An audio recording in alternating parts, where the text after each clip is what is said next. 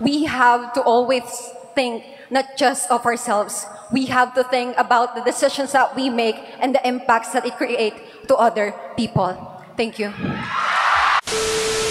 Hi guys, and welcome back to our channel. My name is Janine. Nali! Ayan, so for today's vlog ay papanoorin natin ang naging final Q&A performance ng candidates for Binibining Bataan. Without any further ado, let's watch this. I will be asking your question and we will be saying it twice. Once in English and then in Tagalog. By the way, this one is Binibining Bataan 2024 Power of Purpose, si Binibining Mariveles. Your question is, Binibining Bataan honors the unique power of purpose within each candidate. What does having a true sense of purpose mean to you?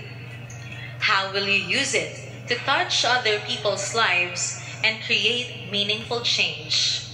In Tagalog, ang Binibining Bataan ay nagbibigay pugay sa natatanging power of purpose sa bawat kandidata. Ano para sa iyo ang tunay na kahulugan ng pagkakaroon ng malalim na layunin?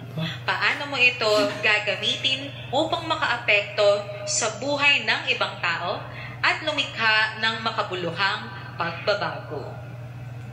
When I competed for Mutyanang Mariveles, I already had a purpose in mind, which is not just vie for the crown and the title, but to live the meaning and the purpose that lie behind it, which for me was to redefine the meaning of beauty queens in our community. As I stepped my foot here in Binibining Bataan, and as I always heard rather, the theme for this year's Binibining Bataan, which is Power of Purpose, I had struggles rather when it comes to defining my own purpose. I felt like the purpose that I had before in Mutyanang Mariveles, I felt like I needed to redefine it. But as I had my journey here in Binibining Bataan, I found my purpose not just only to live for myself, but to live for other people as well. As a scholar ng bayan, it was instilled in my mind the values of those who are part of the overlooked in our society, of those marginalized people. So for me, I will use that purpose to inspire people to become not just a voice, but a reflection, a mirror of the things that we have to do for our community. Because as a Binibini with a purpose, we have to always think not just of ourselves. We have to think about the decisions that we make and the impacts that it creates to other people. Thank you. Very ano yun. Grabe. It feels like a roller coaster ride. Tapos, hindi magaling talaga siya, no? Like, nagustuhan ko yung quality ng voice niya na nagdagdag ng sincerity. Texture. And sincerity. Feel mo kasi... Kaya yan, parang mas nagkaroon siya ng emosyon yung bawat word na sinasabi niya. Kasi parang, yung... You know what I mean? Diba? Ayun lang din, oo nga, magaling nga din sa ate talaga na lumiko-liko siya pero it was all worth it kasi it's nag-build siya ng pillars na parang papatungan ng base niya and then at the end maganda yung ending niya na parang napagtahi-tahi niya lahat ng mga sinabi niya and she was able to correct herself na yung, I would say rather. Next one is si Binibining Bataan Ecotourism from Samal, Bataan.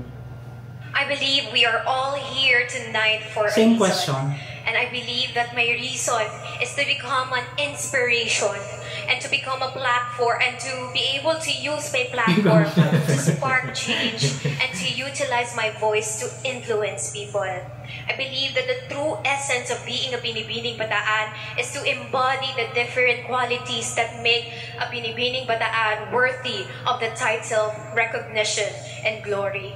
I believe a Binibining Bataan must be someone who is resilient, empowered, purpose-driven, and authentic. Because I believe that if you have those abilities and qualities, then you would be able to take the responsibility that comes with the crown. And the true essence lies in the story that we have to share.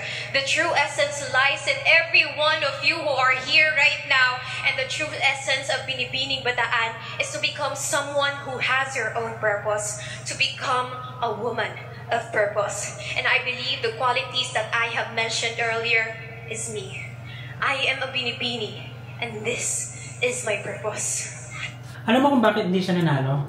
Right. Kasi ang sinagot niyang tanong is, what is the true essence of Binibining Bataan? Yes. So, the whole duration ng kanyang pagsagot, doon lang siya umiikot, doon lang nag-revolve yung sagot niya sa question na yun. Which, hindi niya masyadong, parang tinikle lang niya ng konti yung tanong.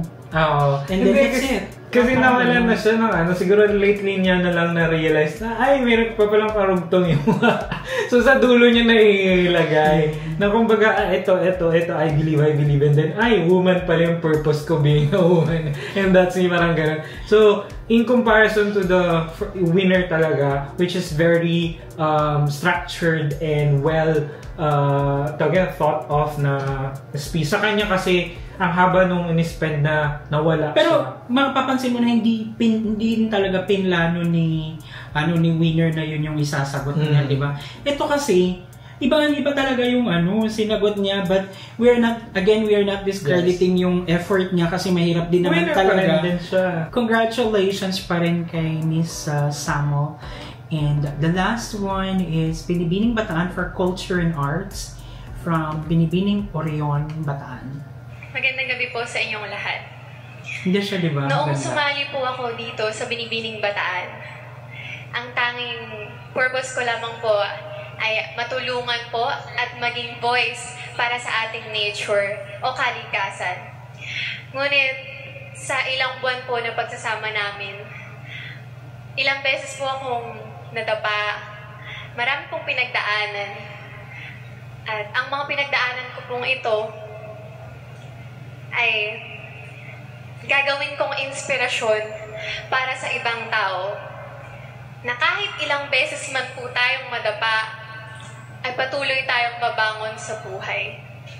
At gusto ko lamang din po sabihin sa inyong lahat,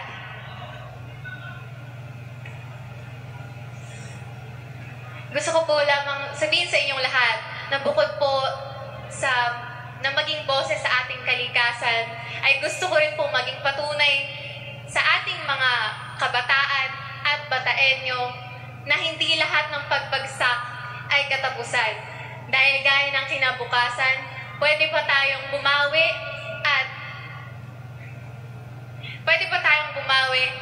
at gumawa pa ng magandang kabutihan para sa lahat. Yun lamang po at maraming salamat sa inyong lahat. Nasayangan ako kasi... Hindi ko natawa. Natawa lang din ako. Hindi, nasayangan ako kasi kung in-end niya na lang sana dun sa hindi lahat ng pagbagsak ay katapusan. Maraming salamat po at magandang gabi. Sa totoo lang, mas gusto ko yung sagot niya kaysa yung pangalawang sumagot. Like, mas medyo may thought. Kaso, yun nga lang, nahirapan siyang i-express pagtagpi-tagpiin yung thought niya. May mga, kumbaga may mga dead air here and there. Nonetheless, maganda sana yung gusto niyang i-relay na mensahe.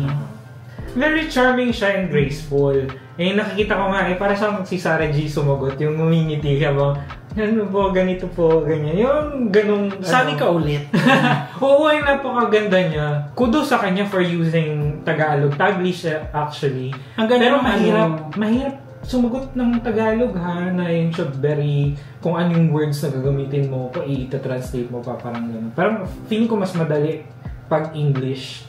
Depende sa tao. Depende. Sa'yo madali ang English. Pero hindi natin masasabi na mas madali yung English sa ibang tao. Kanya-kanya. Kumbaga, there's a level of difficulty din in answering in Tagalog. So yun, congratulations pa rin. And yeah, at least yung tatlong girls na to ay nakapag-uwi ng kani-kaniyang title and crown for Binibining Bataan. And thank you so much at sinamahan niyo kami sa nagdaang reaction. If you like this video, don't forget to give it a thumbs up. If bago kayo sa ating channel, don't forget to subscribe, hit that notification bell para updated kayo sa ating mga next uploads. Ayun guys, thank you so much for watching our videos. We have a lot of videos done and we have a lot of videos coming. So keep watching us in the next video. Bye!